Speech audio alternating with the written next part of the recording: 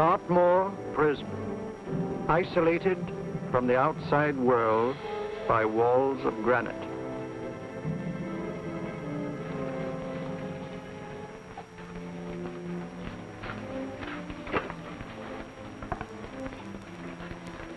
They say you could get out of here by merely telling what you know. You may or may not be another Scotland Yard bloke, but I'll give you the same answer I gave the others. I still have 2 years, 8 months, and 6 days left in which to make musical boxes. That'll be sold at auction for the benefit of this delightful sanctuary. And I intend to serve them.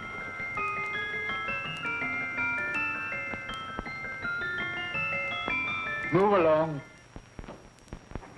And now we come to the next object on our list, or I should say objects, because there are 3 of them. Now, ladies and gentlemen, these can be bought together or separately. Now, these beautiful little musical boxes only arrived this morning, and I didn't intend to put them on the auction block until later, but I'm going to sell them now. So, good friends, as our old pal Mark Antony used to say, lend me your ears. And what do you hear? Right. The beautiful tinkle tinkle of a musical box. What a lovely trinket. What a beautiful gift.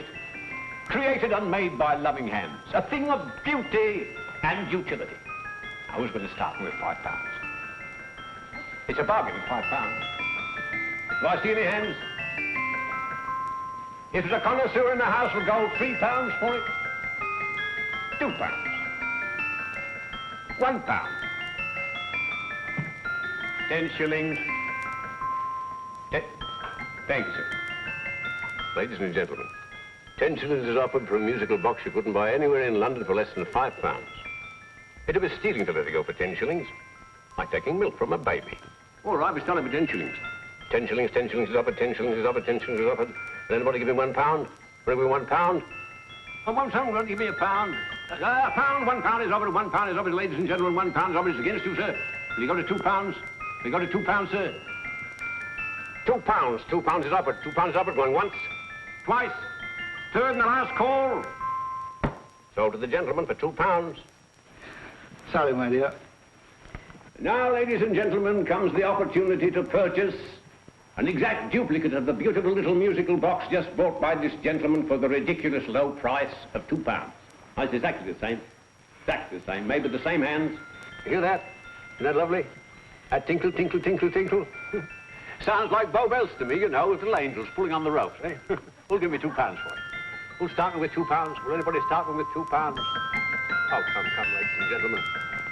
You know, from your enthusiasm, we might all be in Scotland instead of London. Please buy it for me, Daddy. £2, certainly not. We all might be in Scotland. Besides, I don't like his manner. £1, 10 shillings. £1. £1 is ours. £1 is offered. £1 is offered, going £1. Any advance? Going once, going twice. The third and the last call.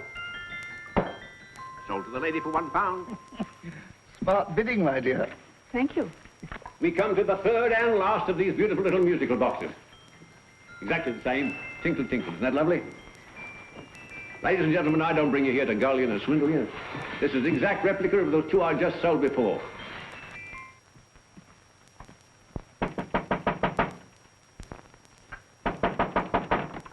We're closed. But this is extremely important.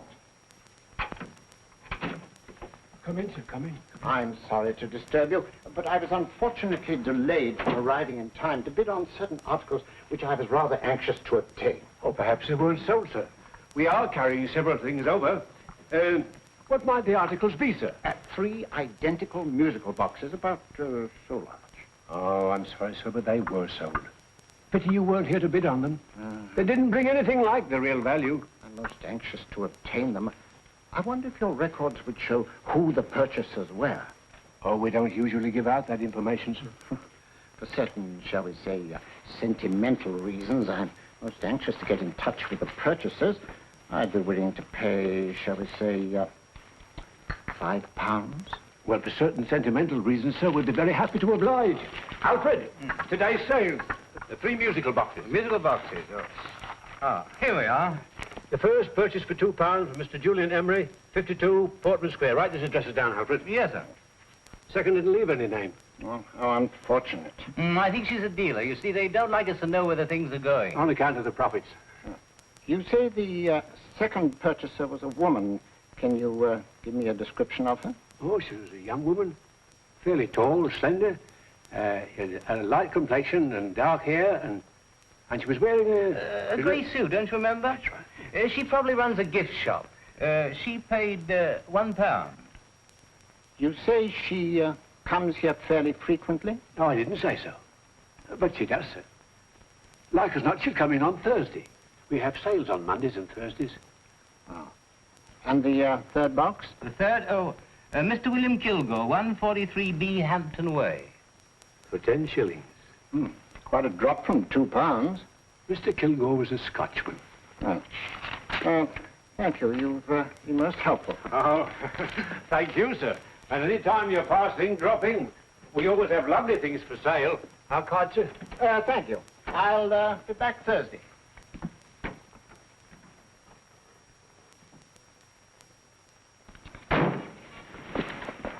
The message reached us too late. Musical boxes are being sold. Well, let's get out of here.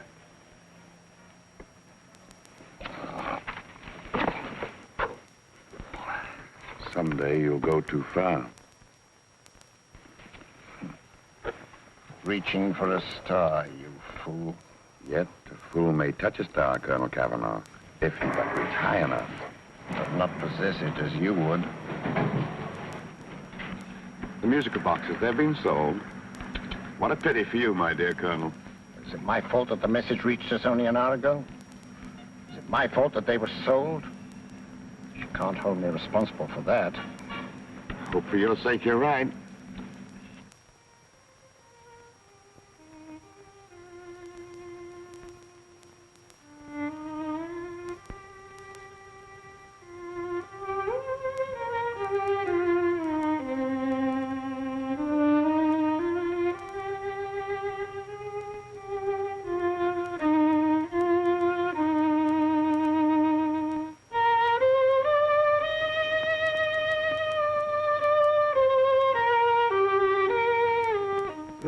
Upon you tonight at 7:45, a gentleman who desires to consult you upon a matter of the very deepest moment. Remember that letter, Holmes? It was written over 2 years ago. An interesting case, devilishly interesting. Irene Adler. What a striking-looking woman from the brief glance I had of her. Seems only yesterday. What charm. What poise, and what a mind. Sharp enough and brilliant enough to outwit the great Sherlock Holmes himself. I take it the new issue of the Strand magazine is out, containing another of your slightly lurid tales. Indeed. What do you call this one? I call it A Scandal in Bohemia. Not a bad title, eh?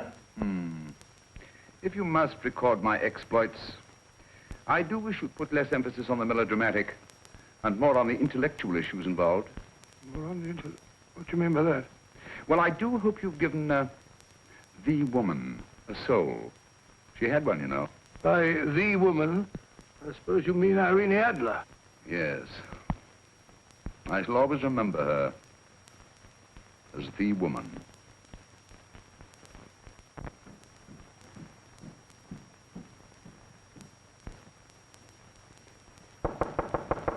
Dorian?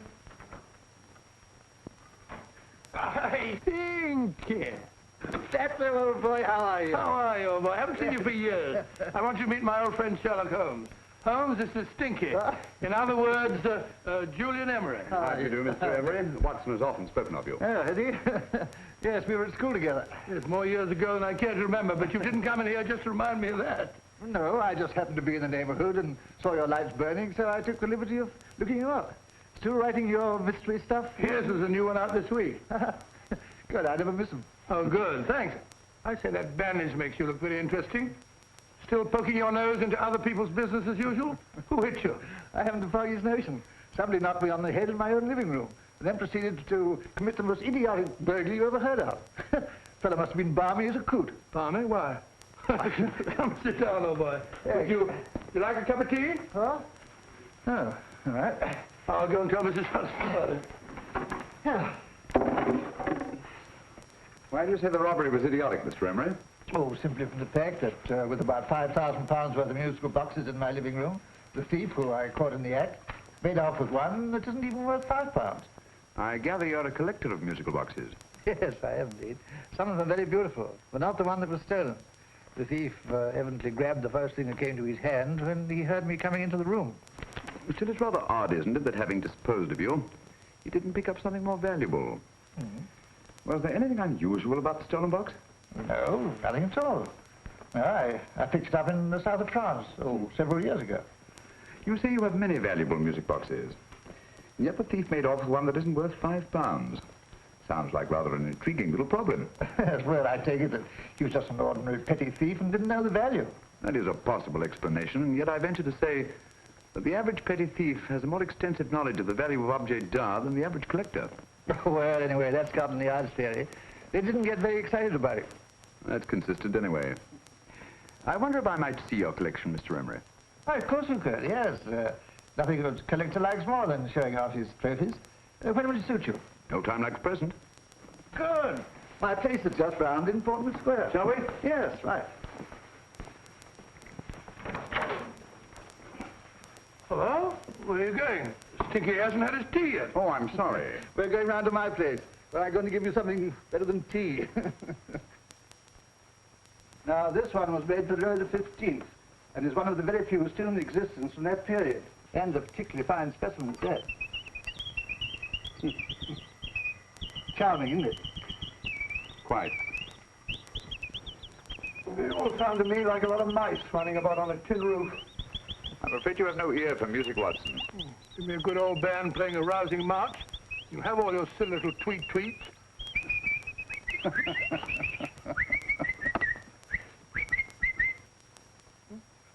No room. This is me.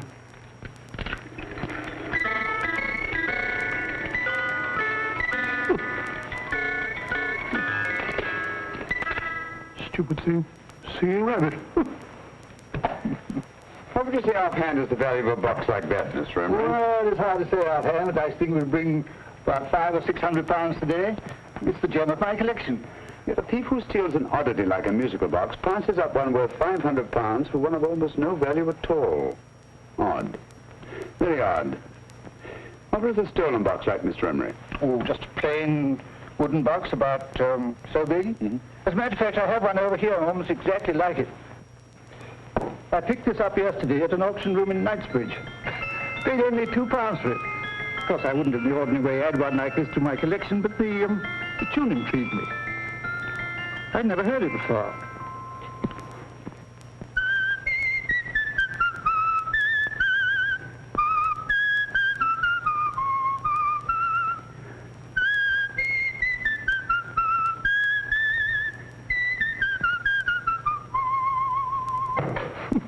You have a remarkable ear for music, Holmes. Rather an unusual melody. Sit down, Will. Thanks. You say you bought that box at an auction sale yesterday? Yes, the Gaylord auction rooms in Knightsbridge. Mm-hmm. Run by old, what's his name? Crabtree. That's the man. At what time was the robbery committed? Oh, about 3 o'clock this morning. You know, Mr. Emery, that box and the robbery might well be cause and effect, especially since you say that the stolen box outwardly resembles this one a great deal. And Scotland Yard were not particularly interested, eh? Oh, yes, but I wouldn't blame them for that, especially as I told them I was quite unable to describe the thief, except, of course, for the fact that it was definitely a man. All you remember is that you came in here and someone struck you on the head. Yes, and the next thing I knew, my man was trying to revive me. It might be wise for you to put that box away somewhere and lock it up. Oh, I don't think that's necessary. Besides, everything's insured. Well, at least if any further attempts at robbery are made, I'd suggest that you call the police, rather than running into any personal danger. Oh, come, Holmes, aren't you being a bit of an alarmist? Possibly. Well, Mr. Gray, old Stinky. Seems to me you are making rather a mountain out of a molehill. Molehill is the word, old boy, and it's time you were in bed. Thanks so much for letting us see your place. Well, it's been glad meeting you. Holmes, I can't understand why you were so mysterious. Seems to me the petty thief explanation was the only sensible one. Really? I can't see how you can believe it was anything else. I didn't say I believed it to be anything else. The petty thief theory is the obvious one, I grant you. However, it's often a mistake to accept something as true merely because it's obvious. The truth is only arrived at by the painstaking process of eliminating the untrue. We are not able to do that in this case without further data. Rubbish, you're pulling my leg. You're trying to turn a tuppenny halfpenny robbery into an international plot. No, I'm not. I just hope that your friend Stinky is a little more cautious in the future. Just in case.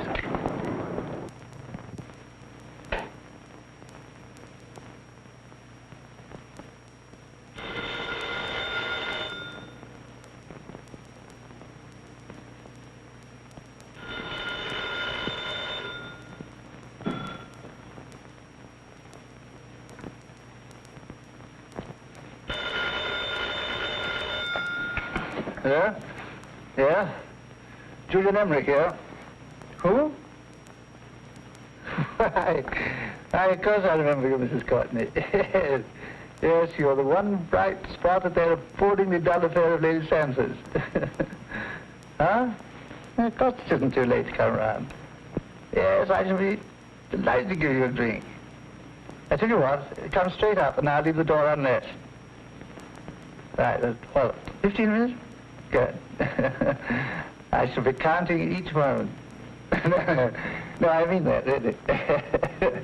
Right, goodbye.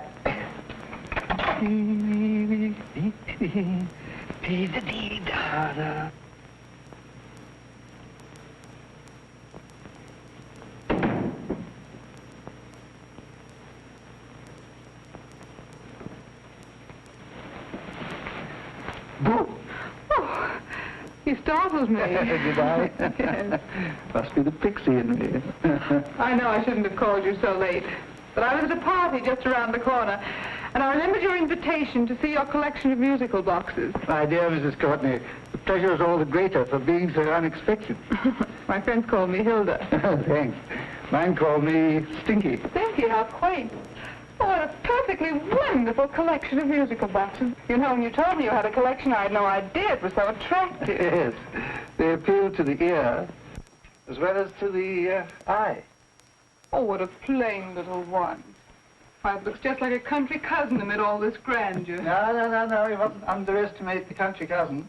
Only last night a burglar broke in here, and with all these to choose from, went off with one very much like it. Really? Yes, I don't mind the loss of the box so much, but I do resent this crack on the skull. But it makes you look so interesting. Oh, do you think so? It's funny, that's what old Fatso said. Fatso? I mean, Dr. Watson. He was here this evening with a friend, Mr. Holmes. He's interested in my collection, too. Sherlock Holmes? Yes. Do you know him? I've heard of him. Yes, he seems to think I'm in some sort of danger. What a haunting tune. It takes me right back to my childhood. Really? Do you know, it's odd that you should be interested in that particular musical box. Odd? Why? Because Mr. Holmes is also interested in it. He may have been more interested in the tune than in the box. I did, yes, that's right. I remember now. He whistled it note for note, having heard it only once. Really? He must be a remarkable man. Bit of an alarmist, if you ask me. Don't you believe in warnings? Of course not. Who'd want a box like that? I would. You're not serious. Oh, but I am. Well, you put me in a very awkward position. I'm a collector, you know. And the collector buys but never sells. But if the price were high enough... Price has nothing to do with it. It's the principle of the thing. Yes, well, we haven't had our drink. No, thanks. I must be getting along. Must you really? I'm afraid so. You're not walking out on me, are you? My reputation. Stinky. I say, you know, you are an attractive woman. Thanks.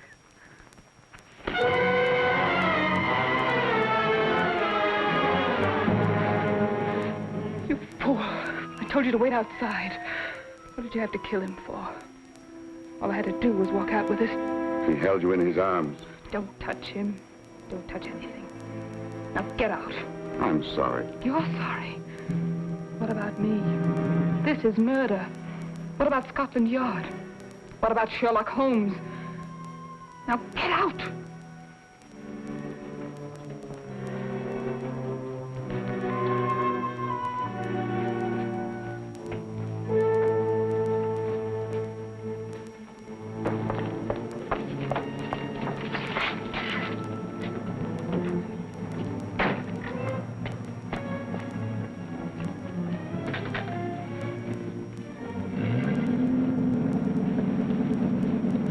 you get it?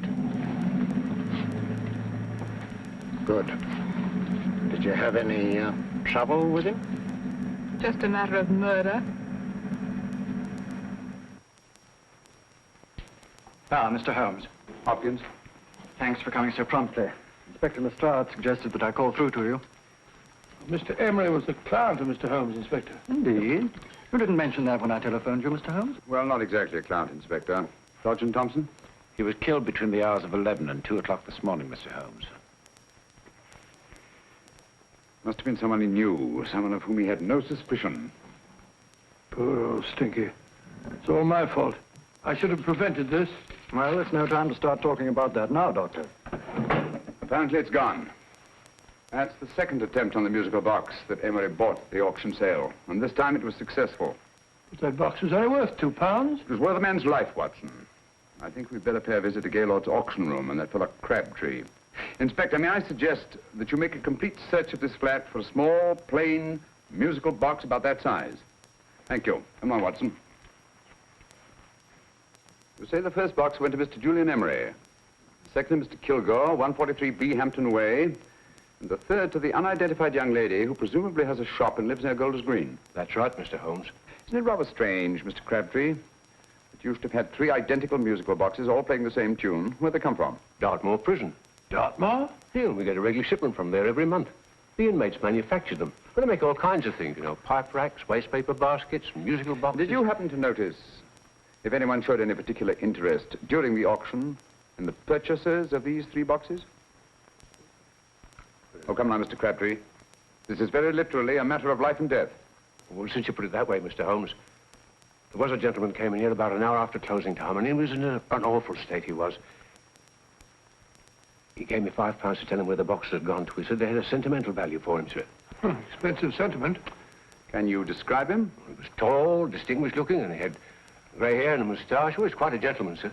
What was his reaction when you were unable to supply him with the address of the young lady who owned the shop? I told him the young lady usually come back on Thursday. He said he'd come back on Thursday. Now, that's tomorrow. Thank you, Mr. Crabtree. You've been very helpful. Thank you. Come along, Watson. Where are we going now, Holmes? To the home of Mr. Kilgore, the man who bought the 3rd box.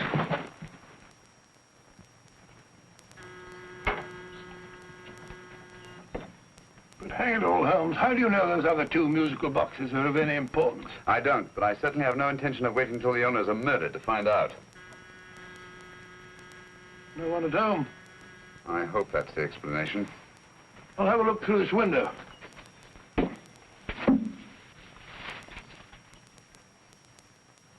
Doesn't seem to be anyone there. The whole place seems deserted as far as I can see. Yes. Mr. and Mrs. Kilgore at home? No. When do you expect them? Oh, in an hour or so. There's no use you're hanging about. They don't buy nothing from peddlers. Peddlers? My good woman, this is Mr. Sherlock Holmes. Sherlock Holmes? Oh, go on. Do you mind if we come in and wait?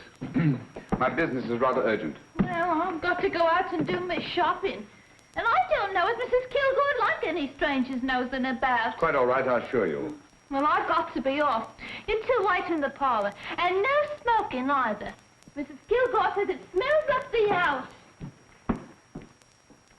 Funny old girl, Holmes.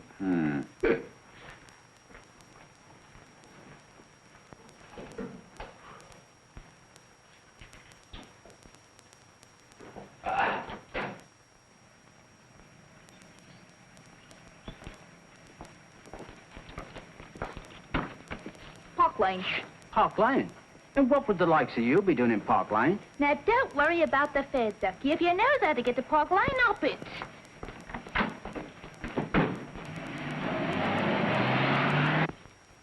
You know, Holmes, I've been thinking. There must have been something hidden in that box of old Stinky's. Stolen jewelry, possibly. What's up, Holmes? Listen. What's just the steam in the water pipes?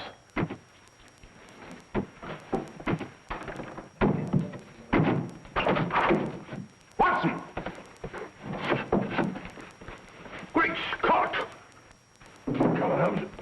Get on the chair here. It's all right, my dear. There. Now, don't worry. It's all over. There you are, dear. Don't cry anymore. She tied me up and shut me in the cupboard. I know. She won't come back. Did you show her your new musical box? Yes, she said she wanted to hear it play, and as soon as I showed it to her, she grabbed hold of me. I know. Now, don't worry. We'll buy you a new musical box. Yes, my dear, the best one in London. Watson. Oh, what a fool I've been. What do you mean, Holmes? She took the musical box out of this house and that market basket. Right under our very noses. Why could the Kilgore charwoman want to take the music box? She isn't a Kilgore charwoman. She's a consummate actress. An extremely clever, unscrupulous woman who will stop at nothing. Take care of the child, will you, Wolfella, till our parents get back. Explain everything to them. Of course I will. But, Holmes, where are you going? Somewhere, somehow. I must get to the young lady who bought that third musical box before our opponents find out. I only hope that I won't be too late. Oh, no. No, darling, you mustn't cry anymore. Now, cheer up. Would you like to hear old Uncle make a noise like a duck?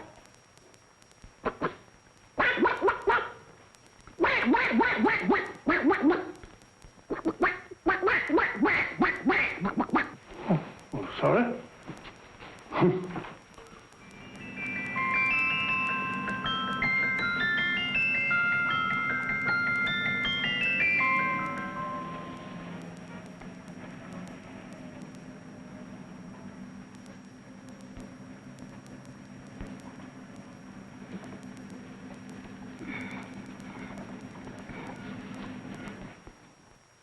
Now, ladies and gentlemen, how much am I offered for this beautiful lace Dresden china figurine? A lady of the French court. Now, this is the genuine article. What a beautiful ornament for your mantelpiece. Or you could use it as a centerpiece on the dining room table. Now, will somebody start me for £10? Will somebody start me for £10? £8? £7? All right, £5 is offered, £5 is offered, £5 is offered, £5.10, £5.15, £5.15. £6 is offered, £6, going once, going twice, the third and the last call. Have you all done? Sold to the lady from Twickenham for £6. Next, we have a real museum piece, ladies and gentlemen. A fine 19th century doll. A costume and exact replica of the holiday clothes worn by the Hungarian peasant women. Now, ladies and gentlemen, an article like this would cost you from £15 to £20 in a West End shop. I'm not going to ask you for anything like that. Who'll give me £2 for it? £2. Anybody offer me £2? £2 for the Hungarian? £2? £1. What? Does anybody give me £1? Anybody offer me £1 for the doll? £1 is offered, ladies and gentlemen. £1 is offered. Now, I'm not going to waste your valuable time or mine in trying to get one half of what this beautiful doll is worth.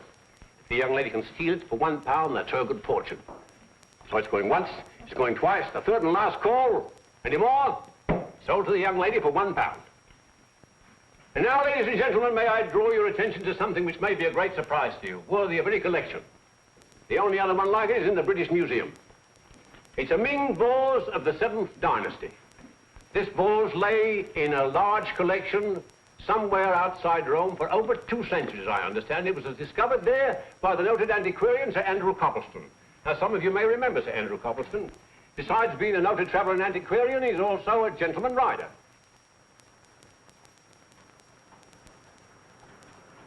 The girl with the parcel in her hands, that's her. Are you sure that's the girl? Well, she fits perfectly the auctioneer's description. Follow her, Hamid.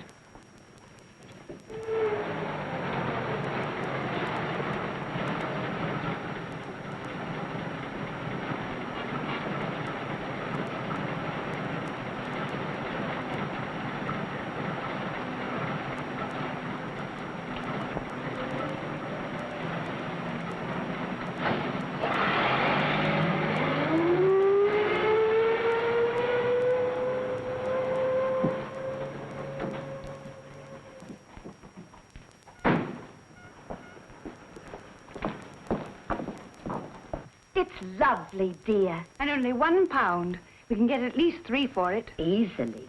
I'll go make some tea. I could do with a cup. Right.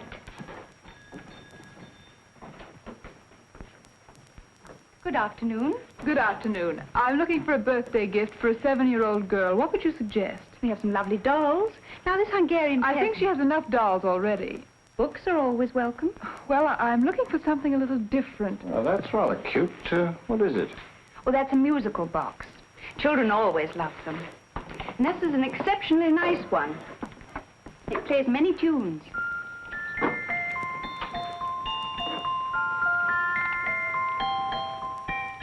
Have you any others? Yes. If you'll just step this way. I have only 2 left.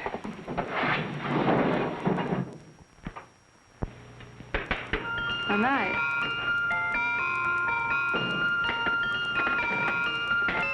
Are you sure this is all you have? I'm sorry. They're rather hard to find, you know. That's our entire allotment. I did have one other, but I sold it earlier this afternoon. But it was only a plain wooden one. It wouldn't have been a very nice gift for a child. Really? Do you happen to know who the purchaser was? Why, yes. He left his card, just in case anyone should inquire for him.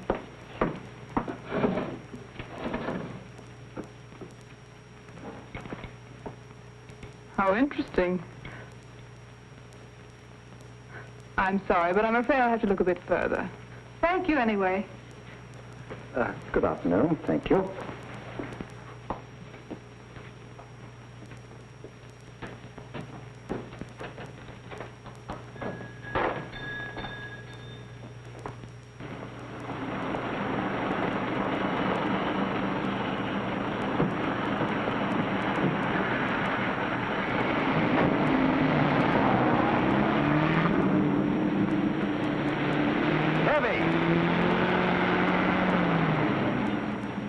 Follow that cab. Here, now, what?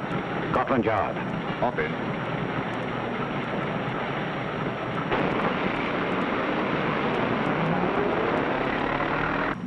Sherlock Holmes. I might have known. We thought we were the hunters, instead of which we're the hunted. We've been fools. We played right into his hands. Of course. He's had us followed. Don't look. The man in front of the toy shop. Hamid. Turn sharp right at the next corner and again at the next.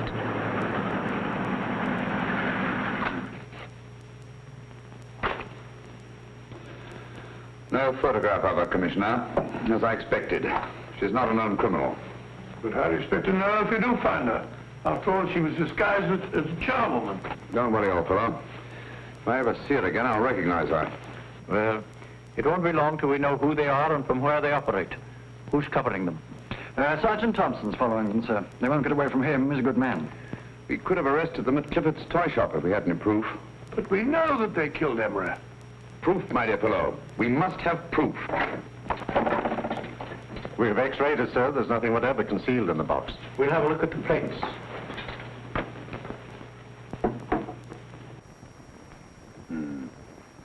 There must be some clue. And it's probably so obvious that we've all overlooked it. Seems to me we're up against a bunch of lunatics. Not lunatics, my dear fellow.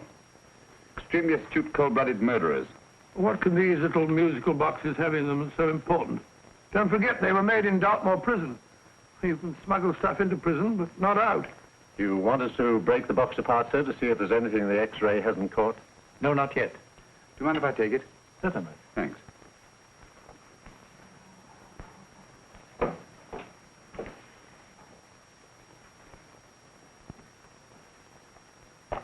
The governor of Dartmoor Prison informed us, sir, in answer to Mr. Holmes' question, that all 3 musical boxes were made by the same convict, John Davidson, serving a 7-year term, sir. Davidson? The Bank of England plate. That'll be all. Yes, sir. Now we're getting somewhere. Wait a minute. How did you know about the plates, Mr. Holmes? I'm a student of crime, Inspector. I make it my business to know about such things.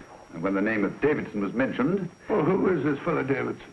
As long as Mr. Holmes seems to know all about it already, I suppose there's no harm in telling you. 2 years ago in London, there occurred a robbery of such tremendous importance, although the stolen articles themselves have no intrinsic value whatsoever, that the Home Secretary was instrumental in seeing that not a word of it appeared in any newspaper. But you never told me anything about this, Holmes. You were away at the time. Articles of no intrinsic value and yet of such importance? I don't understand. Davidson was apprehended within 15 minutes of committing the theft. But by that time, He'd hidden the articles in question, and they've yet to be found. Before going further, Dr. Watson, I must inform you that this matter's not to be mentioned outside of this room. Of course not. Do I look like a man who'd gossip? Let's not go into that now, old fellow, shall we? Davidson had been employed for years in a position of extreme trust by the engravings department of the Bank of England. The articles he stole were nothing less than a complete duplicate set of plates for printing £5 notes. What? The Bank of England's own plates? Precisely. And with those plates, a gang of crooks could flood England with £5 notes, not forged in the usual sense of the word, but notes undetectable from genuine Bank of England notes in any way whatsoever. Good heavens. Any whisper at all might have resulted in enormous damage in shaking public confidence in the Treasury. We tried everything after we arrested Davidson. Offered him a shorter sentence if he'd tell us where he'd hidden the plates. Why, we even put in Scotland Yard men with him as cellmates, but no result. Obviously, Davidson is a man of strong character and infinite patience. Yet suddenly he feels impelled to smuggle out the secret of the hiding place of the plates to his confederates. Why? I don't understand, Mr. Holmes. Well, for example, has the Bank of England made any plans to radically change the design of the £5 note so that in, say, 7 years from now, notes made from the stolen plates would be worthless? Confidentially, Mr. Holmes, such a move was discussed. But replacing all the £5 notes in circulation would be such a Herculean task that nothing's been done about it as yet. I see. Of course, there is another possible explanation. Davidson didn't have much time to find a hiding place before he was captured. He may be afraid that the plates will be accidentally discovered before he's released. Hence his anxiety to communicate their whereabouts to his confederates as soon as possible. I believe you've hit it, Mr. Holmes. I'm sure that the message is contained in this musical box. Or rather, in all 3 musical boxes, since possession of all 3 seems to be essential. Our opponents have 2/3 of the puzzle, we have 1/3. Well, what are you going to do, Holmes? Try to deduce the message from the 1/3 that we have.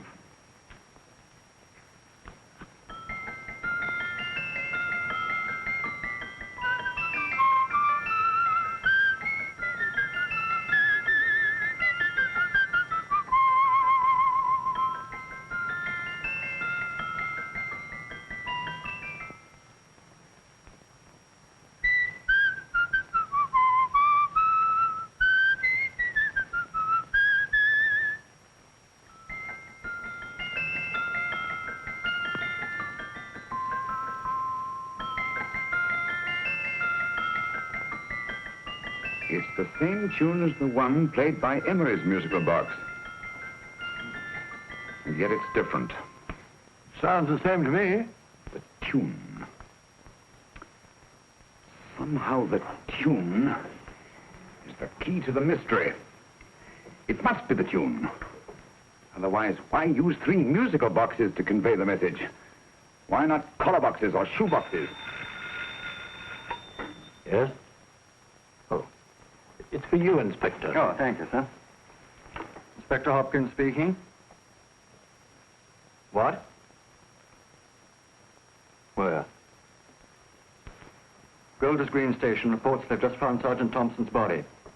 From the tire marks on his clothes, he was apparently run over by a taxi. What an unfortunate accident. Not an accident, my dear fellow. I'm afraid it's murder. You never know just who you're going to meet when you're walking down a busy London street. Mrs. Orchid, Mrs. Brown, any subject of the crowd. Oh, you never know just who you're going to meet. So you better hold your topper in your hand, just in case you meet a lady on the Strand. Girls will think you're kind of sweet, and your day will be complete. Oh, you never know just who you're going to meet. Now a gentleman is judged by his appearance. Yes, a gentleman is judged by how he talks. Now he's much better off when he's acting like a top, especially if he's taking him a walk. What on earth is this outlandish place? A rendezvous for actors. Actors?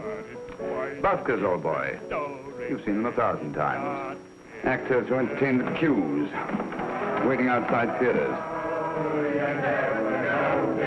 You're gonna meet when you're walking down a busy London street. So you better wear your best, go aside to look your best, 'cause you never know till you're gonna meet. Oh, you better keep your manners right in view. Just in case the lie you give the house you do.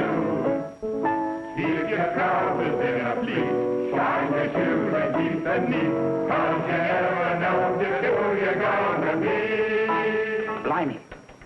Mr. Holmes. How are you, Joe? Never met him. And yourself? Fine, thank you. I want you to meet a friend of mine, Dr. Watson, Joe's sister. Oh, well, any friend of Mr. Holmes is a friend of mine. Hi, Joe. He did me a good turn once that I'll never forget. Yes, I cleared Joe of a most unpleasant charge. Murder, no less. Oh, really? By proving to the satisfaction of the police that he was busy at the time blowing open someone's safe. That's right, Governor. Good gracious me. Joe, now you can help me. Come on, buzz off, buzz off. Come on, off it, off it. Can't a gentleman have some peace and quiet around here? And you too. There you are, Mr. Holmes. Now we can have some peace and quiet around here. Thank you, Joe. There's £5 in this for you. Well, I wouldn't want to take it on myself, sir, but I can get somebody to do it for you for half of that. You don't know what the job is yet. For £5? Murder, ain't it? What?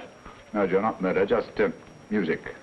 I want you to identify a song for me. Oh, there ain't a song that's been written that I don't know. That's why I came to you. Of course, the violin is more my instrument, but, oh, well, here we go. Now listen to this, Joe.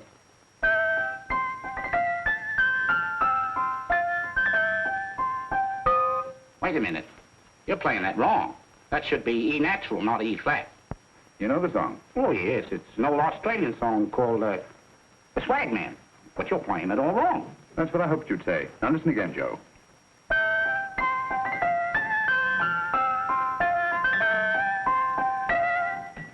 That's the same tune, all right. But you're making different mistakes than you did the first time. No, not mistakes, Joe. Call them variations. Here, play the song for me, will you, the way it's written.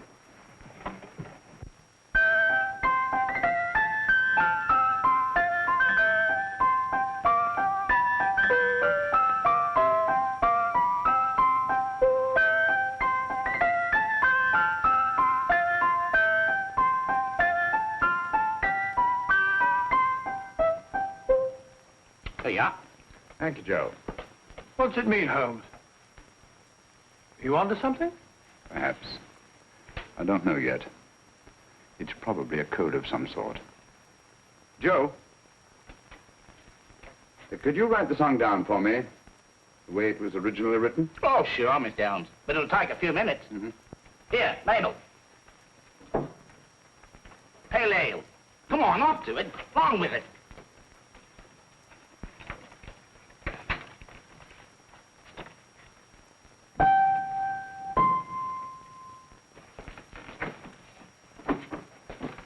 Well, obviously it isn't the lyrics. No combination of those words made any sense at all. The variations in the way Emery's musical box played the tune are different from the variations in the one we have. You sure? Quite. You see, I took the trouble to memorize the tune as played by Emery's box that night we were with him in his flat. Holmes, you amaze me. Elementary, my dear fellow. One of the first principles in solving crime is never to disregard anything, no matter how trivial. Why are there 3 boxes? Why not 1? Because the message was obviously too long to be conveyed by any one variation. Then there's the 3rd box, the one that woman took from the Kilgores. That contains yet another set of variations. Yes, well, it's all beyond me. Well, all we have to do now is to find the secret of the variations. Not a very easy problem to solve, my dear fellow.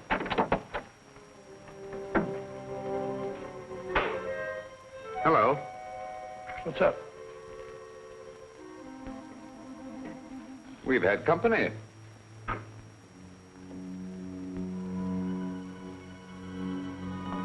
say, this is outrageous. Ask Mrs. Hudson to come in here, will you? Right.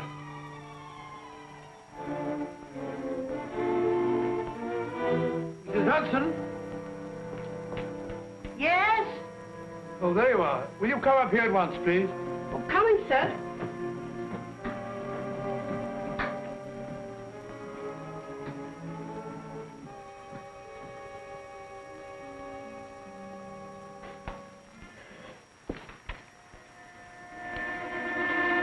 Mercy me, Mr. Holmes. What has happened? Who called while we were out, Mrs. Hudson? Just a young lady. The one who said you wanted her to wait for you. And a nice-looking old gentleman with Our her. friends again, Watson. Friends? What did the young lady look like? Oh, I couldn't see her face. She had a heavy black veil on. But she had such a nice way with her. Oh, I'm sorry, Mr. Holmes, if I've done anything wrong. But you did say I should always let clients come in and wait for you. Don't worry, Mrs. Hudson, don't worry. You had no way of knowing. It's quite all right, quite all right. Now, don't worry, Mrs. Hudson. Don't worry. Where on earth's the musical box? They didn't get it. Didn't get it? Where is it? It's in your hand. Huh?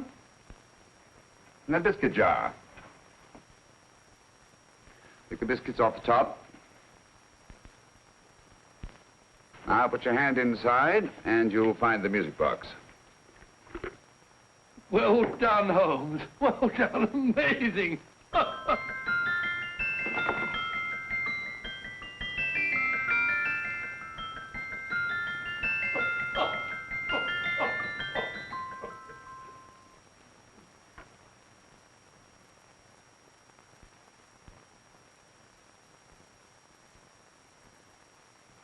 Whew. Nice fresh smell. Like a pub after closing time.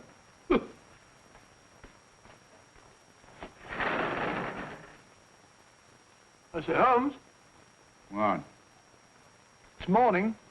Allow me to congratulate you on a brilliant bit of deduction.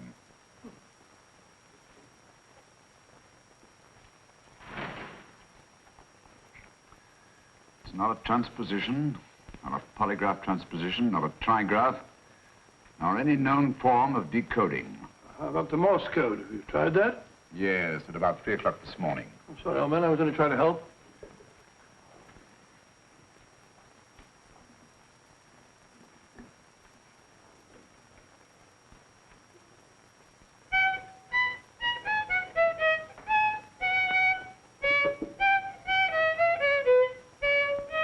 Oh, do me a favor. Not again. Must have heard that thing 1,000 times. Kept me awake all night.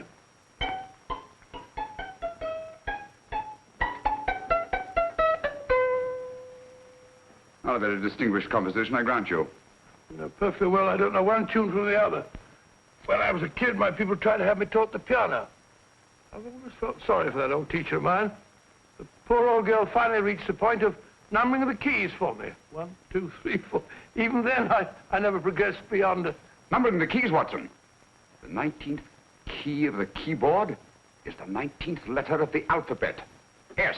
Here. Write it down when I give it to you, old fellow, will you? First altered note. Write S first. Now, the 8th key is H. The 5th key, E. The 12th key, L. The 6th key, F. S-H-E-L-F. Shelf. Your piano lessons were not in vain, old fellow. You've solved it. Thank you. Thanks, old bean. Hold it. We now have 2/3 of the message. Behind books, third shelf, secretary, Dr. S. Presumably, these are the first and second portions of the message. And this gang has the first and third parts of it. Precisely. Then it's a stalemate? Yes, Commissioner, but we can't leave it like that. There's no doubt in my mind that they'll try to secure our third of the message that's missing. Well, I assume you've taken every precaution to guard the Clifford music box. Oh, yes, it's carefully hidden at Baker Street with Dr. Watson on guard. However, I'm reasonably certain that, difficult as it may be, we can find the plates even without the missing part of the message. Behind books, third shelf, secretary, Dr. S. Well, outside of the fact that Davidson hid the Bank of England plate somewhere in London, Mr. Holmes, I don't see that we've progressed at all. Allow me to point out to you, sir, the key words, Dr. S. It looks as if the plates were hidden in the house of the doctor. Whether S stands for his first or last initial remains to be determined by a process of elimination. Well, there must be 10,000 doctors in London with S for a first or last initial. Precisely. And every one of them will have to be questioned in person. That's why I say this is a task for Scotland Yard. It's a task, all right. But Scotland Yard has searched worse haystacks and found the needle. Well, for the time being, I'll leave the matter in your hands, gentlemen. We'll call you if and when we get a lead on our mysterious Dr. S. In the meantime, I intend to follow up a little clue concerning a cigarette.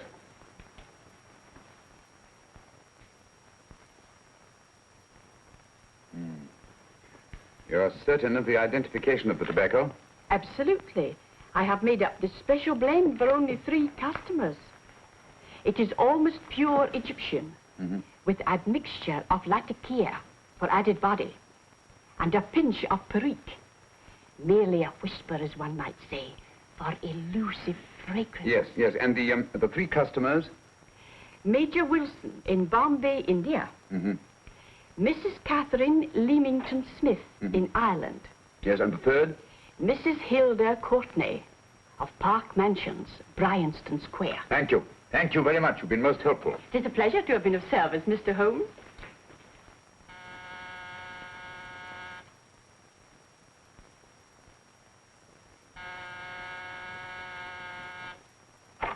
Yes? Mrs. Courtney? Yes. My name is Sherlock Holmes. Oh, do come in. Thank you. I've heard of you, of course, Mr. Holmes. I believe we have a mutual friend in Sir Edward Brookdale. He's spoken to me of you quite often. Indeed. And to what good fortune am I indebted for this visit? I think you know Mrs. Courtney. Well, I did get a summons for speeding last week. But outside of that, I don't think I'm of any interest to the police. Oh, come now, Mrs. Courtney. You seem to forget that you and I have met before. I'm sorry. I'm sure I would have remembered meeting the great Sherlock Holmes. Please sit down. Thank you. You say we met before. Yes. At the home of Mr. and Mrs. Kilgore, 143B Hampton Road. Kilgore? I don't think I know anyone of that name. Well, I didn't say you knew them. As a matter of fact, you called on them when they were out. I don't understand, Mr. Holmes. Really? And you were dressed rather differently. Indeed. Cigarette? Thank you.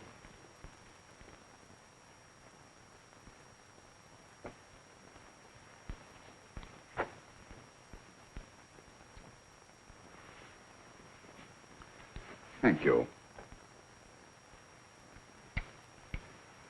You know, Mrs. Courtney, people generally forget, in assuming a disguise, that the shape of the ear is an almost infallible means of recognition and identification to the trained eye. Evidently, you've mistaken me for someone else. Oh, no, not at all. Though naturally, I expected your denial. But when you paid your visit to my rooms at Baker Street, you carelessly left behind another identification. They're, identical, aren't they? Yes, I must admit they are. You see, Mr. Holmes, to catch one as clever as you, I had to use a very special lure. I knew you'd be unable to resist the bait of my cigarette, having read with great interest your monograph on the ashes of 140 different varieties of tobacco. I should advise you not to move, Mr. Holmes. I must congratulate you on your ingenuity, Mrs. Courtney. It was indeed a brilliantly designed trap. Thank you, Mr. Holmes. Praise from a master is indeed gratifying. I shall always cherish the memory of your flattering words. Memory? Precisely. I'm afraid these gentlemen have a most regrettable task to perform. Unless, of course, you care to turn over the missing musical box with your pledge to take no action against us in the future. I'm afraid that will be impossible. I thought that would be your answer. Hamid! Careful! Careful. There's no need to be unnecessarily rough with our distinguished guests.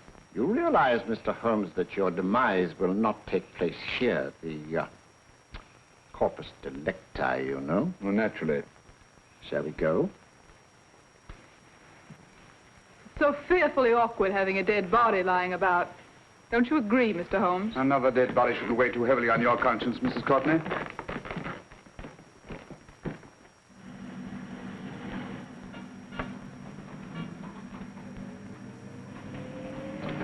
You mind if I have a cigarette? Don't see why not.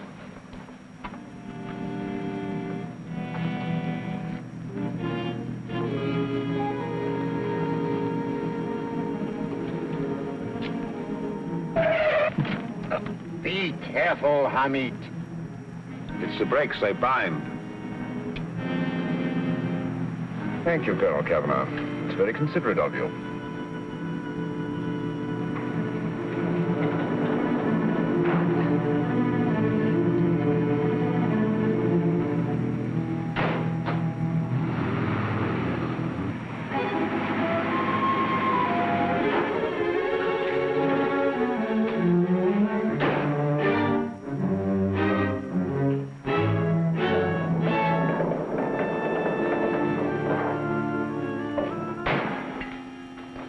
You'll be happy to know, Mr. Holmes, that your death will be a painless one. Hamid, attach this to the motor of the taxi. That little attachment, my dear Mr. Holmes, contains the deadly fluid known as monosulfide.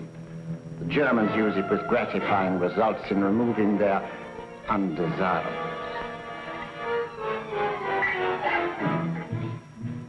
Start the motor.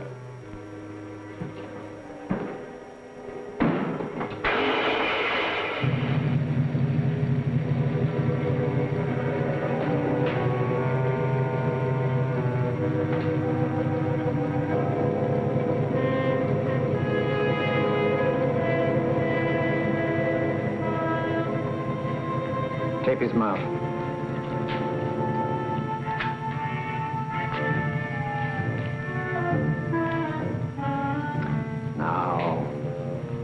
Up with him, Hamid.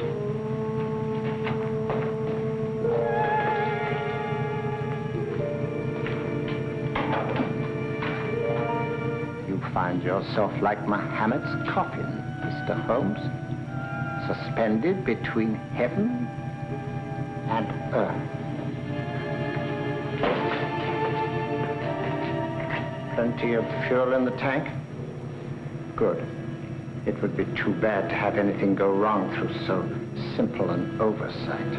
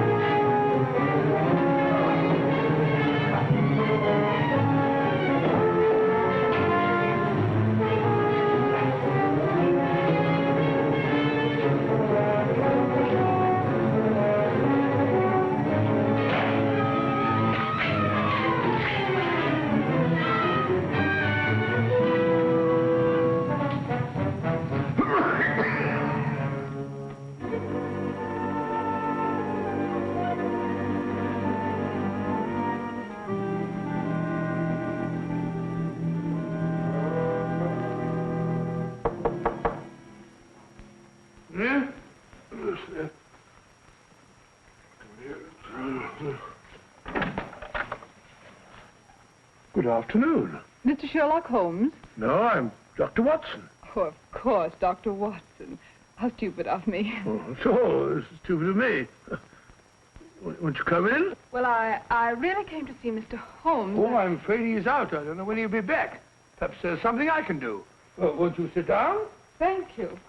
You know, Sherlock Holmes and I have been engaged on a great many cases. Oh, really? Yes, indeed. As a matter of fact, this very moment, we're involved in one of the most baffling... Oh, well, won't you tell me your trouble? I may be able to help you. That's very kind of you, Dr. Watson. Perhaps if I wouldn't be imposing too much. Imposing? Oh, there's no imposition at all. A pleasure, I assure you. Now, tell me all about it, Miss Williams. Mrs. Williams. I live in Surrey, Dr. Watson, and I've come up to London in sheer desperation. My only sister has disappeared, and the local police seem utterly unable to find her. Well, Holmes and I solved a case exactly like that once. Very interesting as far as I remember. I call it the adventure of the solitary cyclist. Oh, sorry. Now I come to think of it, it wasn't so very similar. Entirely different. I don't think what I was saying. Where were we? She's only 17, Dr. Watson, and until she disappeared last Thursday, she seemed to be in the best of spirits. Well, possibly a romantic entanglement? Oh, no, nothing of the sort. She left no note, didn't even pack a bag, no explanation. She just started to walk to the village from our house in broad daylight and simply vanished from the face of the earth. Oh, there. Might I have a glass of water? Glass of water. Have one in 1 minute.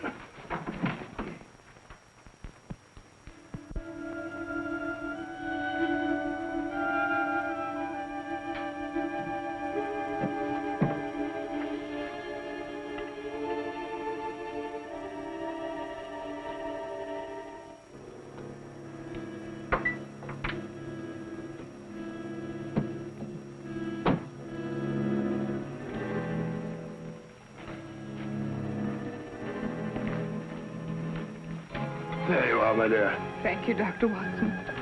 No, you're not to cry anymore. You must pull yourself together. Oh, I feel much better already knowing that you're going to help me. Oh, Dr. Watson, look! Good heavens!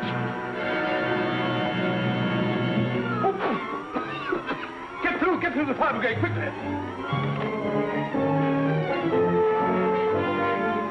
Haven't you a fire extinguisher? By Jove, we have in the kitchen.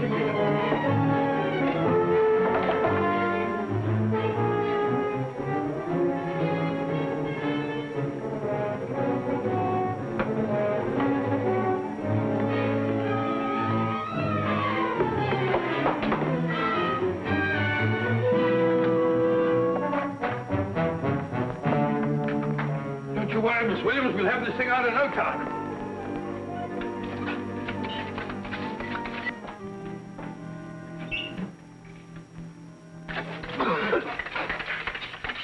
That's got it.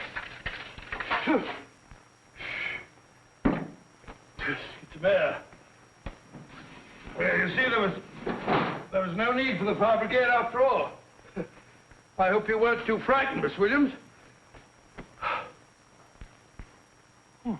Gone. That's the trouble with them. They always lose their heads in an emergency. Well...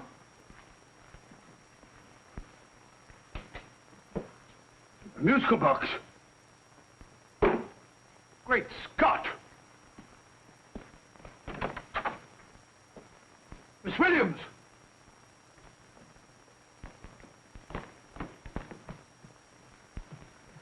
Well? Good. And Holmes?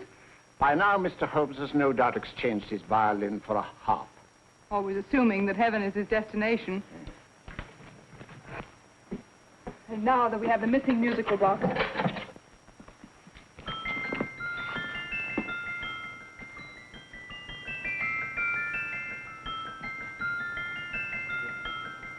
"19th note. 19th letter." Yes.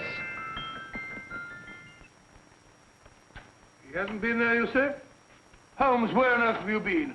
I've been trying to get you at the club, at Scotland Yard, all over London. You're looking for me in the wrong places. Holmes, terrible things happened. I've been duped. That woman, she made a complete fool of me. Well, what do you mean? Well, she came here, let off a smoke bomb. I thought the whole place was on fire, and my first thought was to save the musical box. No need to say any more. She has the box. Yes. Don't blame yourself too much, old fellow. She's an extremely clever antagonist. Smoke bomb, you said? Well, you can console yourself with the thought that your charming friend is at least a reader of yours. What do you mean? If I remember correctly, you wrote about my little experiment with smoke and the cry of fire in a story you entitled A Scandal in Bohemia, which has just appeared in the Strand magazine. All right, old boy. Don't rub it in. Well, it may cheer you up to know that you made a fool of me, too. That cigarette stub was planted here for one express purpose. We're going to bandaging around this place. Bandaging? What's the matter, Holmes? You hurt? Explanations will have to wait until later. At the moment, we're faced with a problem which I fear is insurmountable. Come over here, old boy, will you? Right. Our opponents are in possession of all 3 parts of the code. And here are we, while the Bank of England plates pass into their possession. Cheer up, old fellow, cheer up. As Dr. Samuel Johnson once said, there's no problem the mind of man can set that the mind of man cannot solve. What's that, old fellow? I was just quoting Dr. Samuel Johnson. He said there is Thank you, Watson. Thank you. Leaving the front reception room, we come into the main hall, where Dr. Johnson was in the habit of passing through to have his meager meals in the dining room opposite, in company with his friend and biographer, James Boswell. We will now pass up the stairway, which remains in its natural wood finish, just as it was when the good doctor was here. The framed etching on the wall is believed to have been presented to Dr. Johnson by the distinguished painter, Sir Joshua Reynolds. I've been told here that that picture was given in by Mrs. Thrale, and it's definitely not a Reynolds. Is that important, my dear? Oh, I'm sorry. This way, ladies and gentlemen, please, this way. Move along, children, move along. The secretary's not on this floor. Patience, Hamid. I've a feeling My that... dear Colonel, with Sherlock Holmes out of the way, what could go wrong?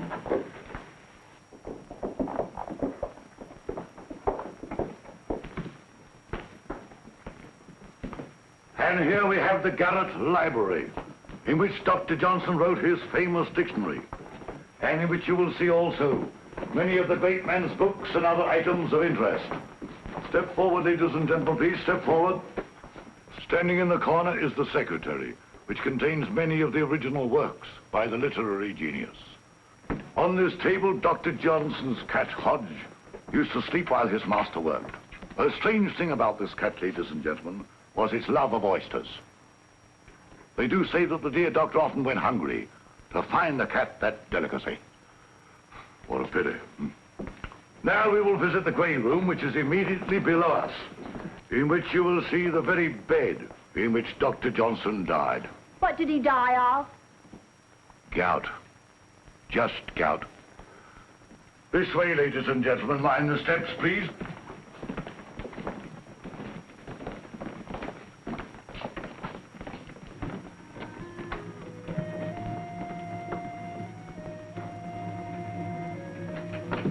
Your keys.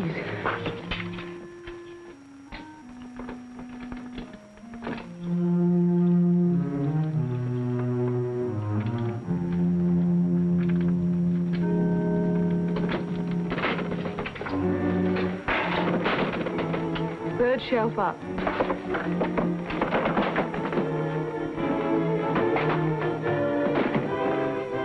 The knife.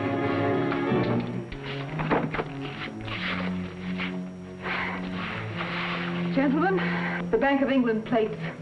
Well, Mrs. Courtney, so we meet again. No, I shouldn't do that if I were you, Colonel Cavanaugh. I must congratulate you, Mr. Holmes. You're far more clever than I thought. Thank you, Mrs. Courtney.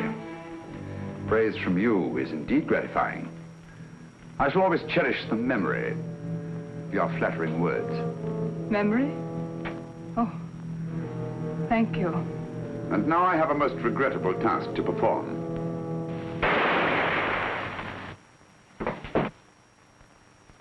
Holmes! Coming, Holmes! Holmes!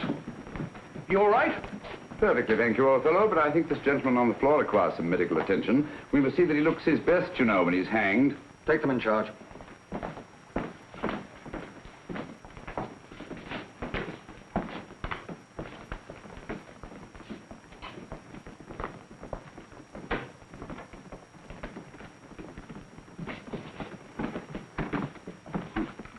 A brilliant antagonist. It's a pity her talents were so misdirected.